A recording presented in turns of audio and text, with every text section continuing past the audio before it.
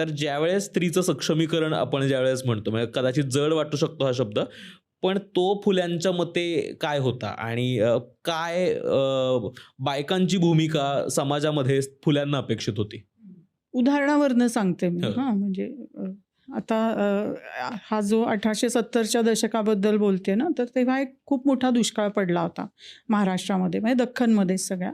तर ह्या काळामध्ये जेव्हा एवढा प्रचंड दुष्काळ पडला होता, तर तेव्हा सत्यशोधक समाजाच्या कार्यकर्त्यांनी आणि ते सत्यशोधक समाजाच्या स्थापनेच्या आगेमागे फुल्यांचे सहकारी म्हणू आपण. तर ओतूर जे गाव आहे तिथे डुंबरे म्हणून होते. त्यांनी अन्नछत्र उघडलं होतं. तर सावित्रीबाई ह्या त्या काळामध्ये एकटीने तिथे ओतूरला जाऊन राहिल्या, की त्या सगळ्या अन्नछत्रात हजारो लोक होती, त्यांच्या खाण्यापिण्याची व्यवस्था बघायला. म्हणजे आजही एखादी विवाहित स्त्री उठून दुसरीकडे अशी काही महिने तरी, काही आठवडे तरी किमान त्या राहिल्याच असतील, तर इतके दिवस ती राहतीये जाऊन दुसऱ्यांच्या घरी आणि काही कर्तबगारीने स्वतः एवढी मोठी गोष्ट मॅनेज करते, ही फार अवघड गोष्ट आहे संसार सांभाळून सगळं करणं.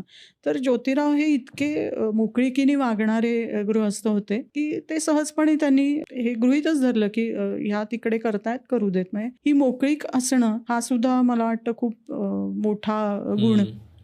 तर मी म्हटलं की उदाहरणाने आपण समजून घेऊया. तर हे उदाहरण म्हणून आपल्याला पाहता येतं की अशा पद्धतीने ही एक स्त्री आहे जिला सक्षमीकरणासारखे मोठे शब्द सुद्धा न वापरता हजारो लोकांच्या जेवणाचं काम, आज आपल्या घरामध्ये आपल्याला माहिती आहे 2 माणसं किंवा 1 माणूस जरी जेवायला येणार असेल, किती गोष्टी आपल्याला मॅनेज कराव्या लागतात. तर ह्या स्त्रीनी कसं ते डुंबरे पाटलांकडे राहून त्यांच्या मदतीने कार्यकर्त्यांना ऑर्गनाईज करणं, हे सगळं करून केलं असेल. तर हे स्वतःच्या घरापासून चॅरिटी बिगिन्स ॲट होम म्हणतो तसंच